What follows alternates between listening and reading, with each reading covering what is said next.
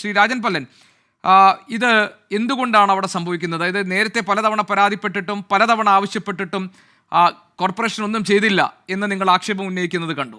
അതാണോ യഥാർത്ഥത്തിലുണ്ടായ സംഭവം? ഇവിടെ സംഭവിച്ചത്, ഇന്ന് നിർഭാഗ്യവശാൽ വിഷ്ണുദാസ് എന്ന് പറയുന്ന ഒരു ചെറുപ്പക്കാരൻ അമ്മയുമായി സ്കൂട്ടറിൽ വടക്കുനാഥ ക്ഷേത്രത്തിലേക്ക് തൊഴാൻ പോകുകയായിരുന്നു. ഏകദേശം 7:45-8 മണിക്ക് അദ്ദേഹം MG റോഡിലൂടെ ക്ഷേത്രത്തിലേക്ക് പോകുമ്പോൾ ഒരു കുഴി കണ്ടപ്പോൾ ആ കുഴിയിൽ ചാടാതിരിക്കാൻ വേണ്ടി സ്കൂട്ടർ വെട്ടിച്ചപ്പോൾ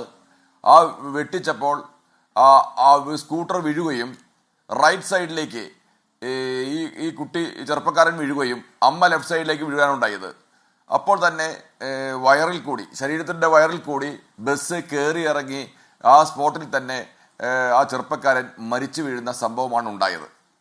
ഇത് നേരത്തെ സാറ് പറഞ്ഞതുപോലെ ഒരു ഭരണപക്ഷം ഭരിക്കുമ്പോൾ പ്രതിപക്ഷം അതിനെ വിമർശിക്കുക, പ്രതിപക്ഷം ഭരിക്കുമ്പോൾ മറ്റൊരു വിമർശിക്കുക എന്നൊരു സാഹചര്യം ഇന്ന് കേരളത്തിലുണ്ട് എന്നുള്ളത് വസ്തുതയാണ്. പക്ഷേ അങ്ങനെ ഇരുന്നാൽ പോലും ഞാനൊരു കാര്യം പറയട്ടെ. തൃശ്ശൂർ കോർപ്പറേഷനിലെ റോഡുകളുടെ ശോചനീയാവസ്ഥയെക്കുറിച്ച് കോർപ്പറേഷൻ കൗൺസിലിൽ നിരന്തരമായി പറയുന്നു.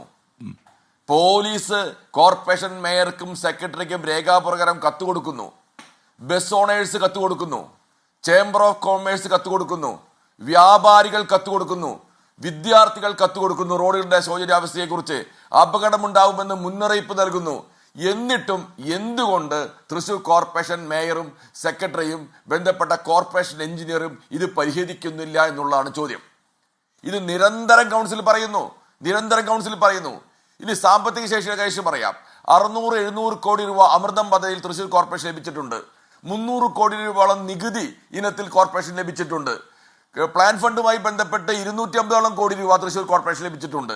കോടിക്കണക്കിന് രൂപ തൃശ്ശൂർ കോർപ്പറേഷൻ ഇരിക്കുമ്പോൾ ഈ MG റോഡ് പോലെയുള്ള ഏറ്റവും പ്രധാനപ്പെട്ട തൃശ്ശൂർ പട്ടണത്തിലെ രാജവീതി പോലെയുള്ള ഏറ്റവും തിരക്കേറിയ MG റോഡിലെ കുഴികൾ പോലും അടയ്ക്കാൻ സാധിക്കുന്നില്ല എങ്കിൽ എന്ത് മറുപടിയാണ് ഇതിന് പറയാനുള്ളത്?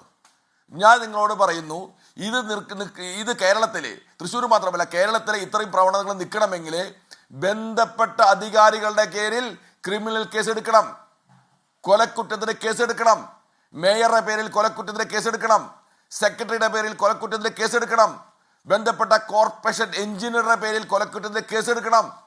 ഇത് ഇവിടെ പണമില്ലാഞ്ഞിട്ടല്ല, ടെൻഡർ വിളിക്കാഞ്ഞിട്ടല്ല, റോഡിന്റെ കുഴി കാണാഞ്ഞിരുന്നിട്ടല്ല. ഇത് കെടുകാര്യസ്ഥത, ഒറ്റ വാക്കട്ടെ, കെടുകാര്യസ്ഥത.